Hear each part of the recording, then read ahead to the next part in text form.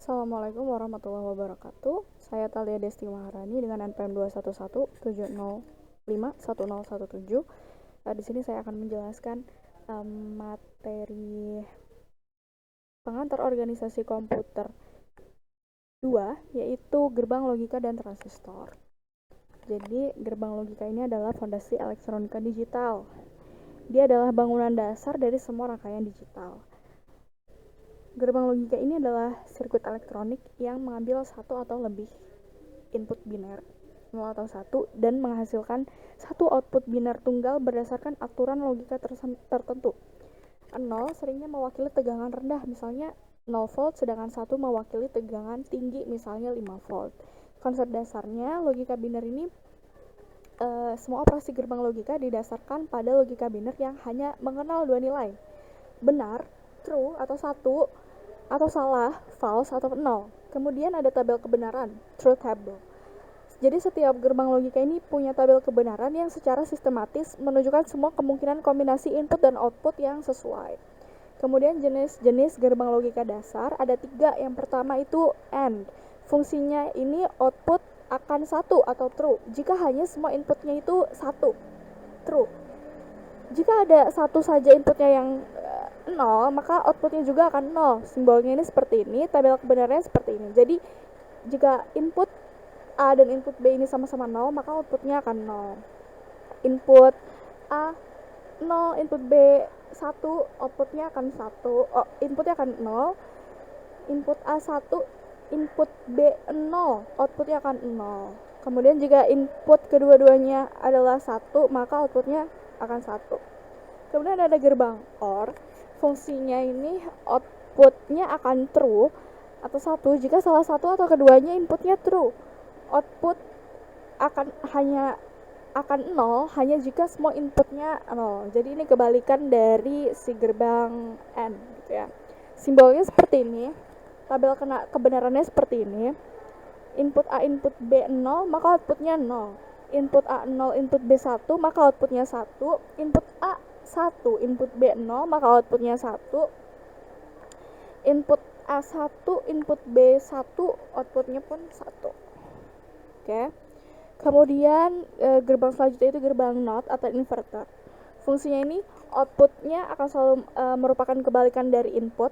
Jika inputnya 1, outputnya 0. Jika inputnya 0, outputnya 1. Gerbang ini cuma punya satu input. Simbolnya seperti ini. Tabel kebenarannya input 0, output 1. Input 1, output 0. Kemudian selanjutnya ada gerbang logika turunan, di mana kita menggabungkan gerbang logika yang dasar. Seperti contohnya NAND, itu gabungan dari NOT dan AND. Outputnya akan 0 hanya jika semua inputnya ini 1, kebalikannya si AND gitu ya. Kemudian ada NOR, di mana gabungan dari NOT dan OR. Output akan hanya 1 jika semua inputnya 0. Ini kebalikan dari OR. Kemudian ada XOR atau exclusive OR. Outputnya akan 1 jika inputnya berbeda. Kemudian ada XNOR atau exclusive not OR. Outputnya akan 1 jika inputnya sama, keduanya 0 atau keduanya 1 gitu ya.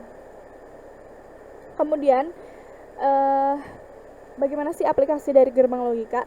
Jadi gerbang logika ini adalah otak dibalik ALU di CPU, memori komputer, baik flip-flop maupun register, dan controller yang mengelola aliran data. Semua sirkuit digital lainnya di dalam komputer ini dan juga perangkat elektronik. Kemudian transistor ini adalah mikroelektronik. Transistor adalah komponen semikonduktor revolusioner yang menjadikan dasar bagi semua elektronika modern, termasuk komputer. Pada dasarnya, transistor ini bertindak sebagai saklar elektronik yang dapat menghidupkan atau dimatikan, terbuka atau tertutup gitu ya, oleh sinyal listrik kecil. Mereka juga bisa berfungsi sebagai penguat sinyal. Jadi sejarah singkatnya ditemukan di Bell Labs tahun 1947. Transistor ini menggantikan tabung vakum besar, panas, dan tidak efisien. Penemuan ini membuka jalan bagi revolusi digital. Cara kerja dasar dari transistor ini ada transistor bipolar, BJT, dan MOSFET. Transistor BJT atau bipolar junction transistor ini punya 3 kaki, basis, kolektor, sama emitor. Cara kerjanya, arus kecil yang dikasih ke kaki basis ini nanti mengontrol aliran arus yang jauh lebih besar antara kolektor dan emitor. Seperti air keran gitu, aliran air di kolektor emitor ini dikontrol oleh sedikit putaran pada keran sebagai basis gitu ya. Kemudian sebagai saklar, jika tidak ada arus di basis, tidak ada arus mengalir dari kolektor ke emitor atau saklar mati gitu ya. Jika ada arus yang cukup di basis, arus besar bisa mengalir dari kolektor ke emitor atau kondisi saklar hidup gitu. Kemudian ada metal oxide, semiconductor, field effect, transistor atau MOSFET. Ini transistor yang paling dominan dalam mikroprosesor modern, punya 3 kaki, gate, source, dan drain. Cara kerjanya, jadi tegangan diberikan ke kaki gate. Ini nanti mengontrol arus antara source dan drain. Beda sama BJT yang dikontrol sama arus, MOSFET ini dikontrol sama tegangan. Kalau sebagai saklar, kalau tidak ada tegangan di gate atau tegangannya rendah, tidak ada arus mengalir dari source ke drain. Saklar mati kondisinya. Jika ada tegangan yang cukup di gate, arus ini bisa mengalir dari source ke drain atau kondisi saklarnya hidup atau tertutup. Kemudian bagaimana sih hubungan transistor dan gerbang logika?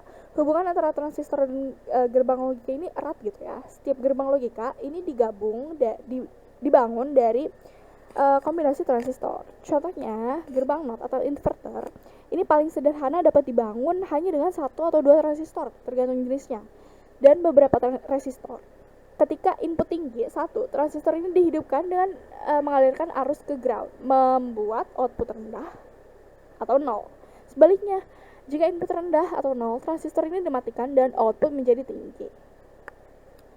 Kemudian ada gerbang AND, OR, NAND, NOR, dan lain-lain. Gerbang-gerbang ini juga dibangun dengan menyusun beberapa transistor dalam konfigurasi tertentu untuk mencapai perilaku logika yang diinginkan. Misalnya, gerbang NAND ini dibuat dengan 2 transistor MOSFET yang terhubung secara seri untuk input dan transistor lain untuk output. Memastikan output hanya rendah ketika kedua input tinggi.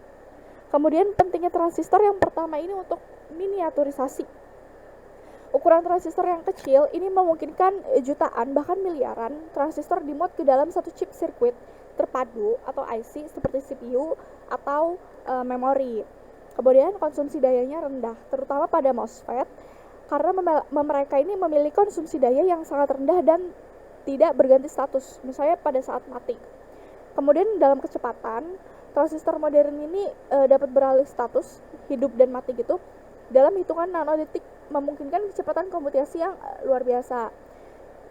Soal keandalannya, dibanding tabung vakum, transistor ini juga jauh lebih andal dan memiliki masa pakai yang lebih panjang. Sekian dari saya. Wassalamualaikum warahmatullahi wabarakatuh.